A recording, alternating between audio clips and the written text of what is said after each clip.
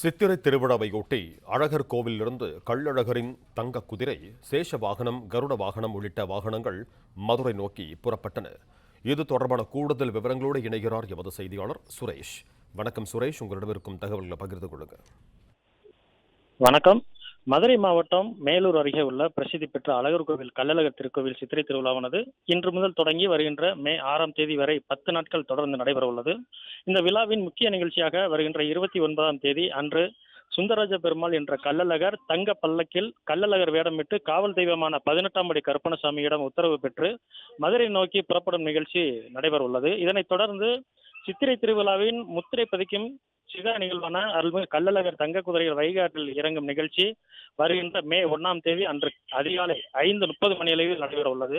இந்நிலையில் கள்ளழகர் பயன்படுத்தும் வாகனங்களான தங்க குதிரை வாகனம், சேஷ வாகனம், கருட வாகனம், தங்க பல்லக்கு உள்ளிட்ட வாகனங்களை பழுது பார்த்து புதுப்பிக்கும் பணியானது தொடங்கி கடந்த சில நாட்கள் திருக்கோவிலில் நடைபெற்று வந்தது.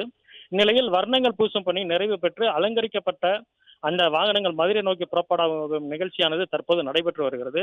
தங்க குதிரை வாகனம் மதுரை தல்லாகுளம் பெருமாள் கோவிலுக்கும், சேஷ வாகனம் வீர ராகவ பெருமாள் கோவிலுக்கும், கருட வாகனம் விழா மற்றும் ஒரு முக்கிய நிகழ்வான மண்டூக முனிவருக்கு மோட்சம் அளிக்கும் நிகழ்வு நடைபெறும் தேனூர் மண்டபத்திற்கும் டிராக்டர் உள்ளிட்ட வாகனங்கள் மூலமாக தற்போது அழகர் கோவிலில் இருந்து எடுத்து செல்லப்படும் காட்சியை நாம் தற்போது பார்த்து வருகிறோம்.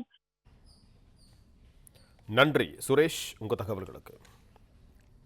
பிளே ஸ்டோர் மற்றும் ஆப் ஸ்டோரில் இருந்து பாலிமர் செயலியை QR கோடு மூலம் பதிவிறக்கம் செய்யுங்கள்.